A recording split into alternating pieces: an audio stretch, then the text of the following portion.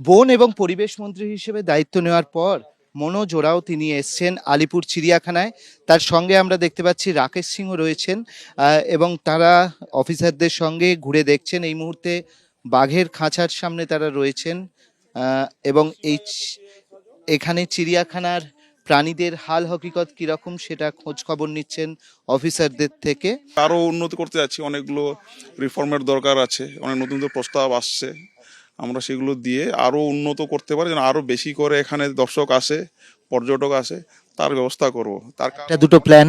অনেকগুলোর মধ্যে একটা এটা, দেখুন প্ল্যান সেভাবে করে আমি এখন কিছু বলছি না, আমি সবগুলো তথ্যগুলো নিচ্ছি, নিয়ে রেডি করে নিয়ে কম্পাইল করে নিয়ে সিএম স্যারকে বলবো, এবং সেখান থেকে মোটামুটি বুঝতে পারবেন, তার কোনো ব্যাপার কিছু নেই। কিরম অবস্থা দেখছেন, মানে চিড়িয়াখানার অবস্থা ভালো না খারাপ? আছে, মোটামুটি আছে, অনেক জায়গায় এখন এই ঠিকঠাক করতে হবে, অনেক জায়গায় একটু আহ, ঠিকঠাকের প্রয়োজন আছে। সবটাই তথ্য নিচ্ছি, শুধু চিড়িয়াখানা তো ব্যাপার নেই, এরকম আরো 11খানা চিড়িয়াখানা আছে সম্ভবত, তাই না? 11-12, হ্যাঁ না, হ্যাঁ আছে, সেটাও দেখবো, বাকিটাও দেখবো, এবং সবটা নিয়েই যাতে প্রাণী, পশু, জঙ্গল এরা সবাই যেন ঠিকঠাক থাকে, সুস্থ থাকে, তার জন্য আমরা যা করার, দিবাগরদা আছে, আমি আছি, যা করার তাই করব। আর একটা জিনিস জানতে চাইবো যে উত্তরবঙ্গের কাঠের ক্ষেত্রে আপনি কিছু ভাবনা চিন্তা করছিলেন, কাঠ পাচার নিয়ে, সেটা হবে হবে, সব একটু ওয়েট করুন।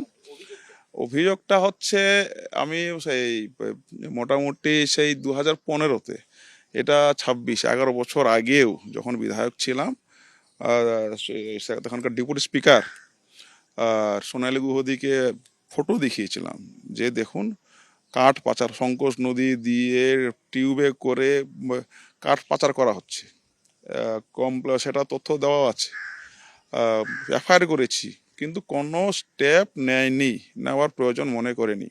পরবর্তীতে বুঝলাম যে কর্মী নেই, এত লোকই নেই, কিছুই নেই, মানে জাহান্নামে যাক, এই টাইপের একটা ব্যাপারটা আছে বন দপ্তর। তো অনেক কিছু চেঞ্জ করতে হবে, অনেক লোকবল লাগবে, সেটা নিয়ে সিএম স্যারকে জানাবো।